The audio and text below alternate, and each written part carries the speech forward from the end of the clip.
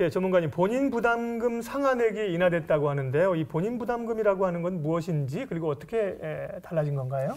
본인 부담 상한제라는 것은요. 네. 1년간 건강보험에 대한 본인 부담금이 상한 금액을 초과했을 때 그 초과분에 대해서 돌려주는 제도, 환자에게 돌려주는 제도인데요. 네. 혹여라도 또 예기치 못한 질병이라든가 사고 등으로 인해서 경제적 지출들이 많게 되게 되면 좀 가정경제에 큰 문제가 생기잖아요. 그래서 과거에는 저희 소득 하위 50%에 대해서만 이 상한제도를 혜택을 받을 수가 있었는데 이번에 개편이 되면서 연간 소득 10% 이하. 로 이제 바꾸다 보니까 이 혜택을 받을 수 있는 사람이 훨씬 더 대상자가 늘어났다라는 것이죠. 네, 그렇군요.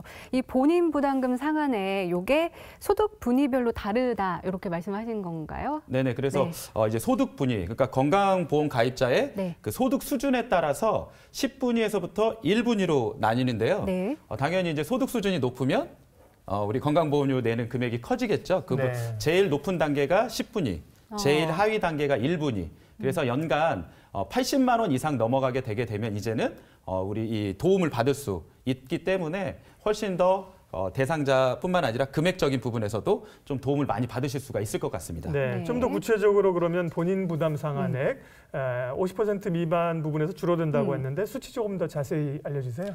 그 부분은 저희가 좀 준비한 자료를 보면서 네. 어떻게 바뀌었는지에 대해서 좀 자세히 설명을 드리도록 하겠습니다.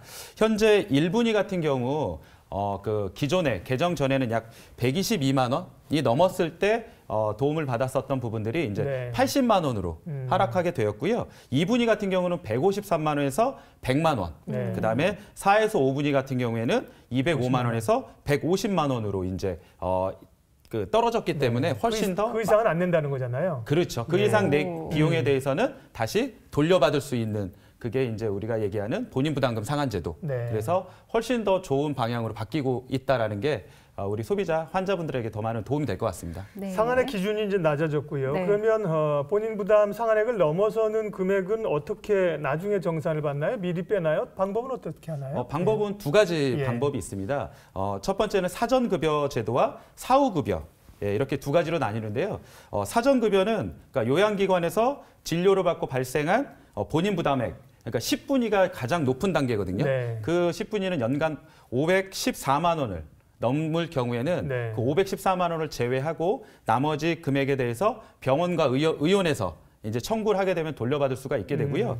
사후급여는 병원이라든가 의원, 약국에서 진료받은 금액을 그러니까 본인 부담액을 다음에 최종 합산해가지고 보험료 수준에 따라서 본인 부담 금액이 초과됐을 경우에는 공단에서 이제 환자에게 돌려주는 사전과 사후 이 두 가지 방법이 있습니다. 병의원 등에서 이제 기관에 있으면 체크가 될 거니까 그걸 체크해 주실 거고 그렇죠. 개인이 있으면 사실 얼마 썼는지 모르잖아요. 그럼 그렇죠, 나중에 그렇죠. 정산을 해서 돌려준다는 의미로 보면 되겠네요. 네, 맞습니다.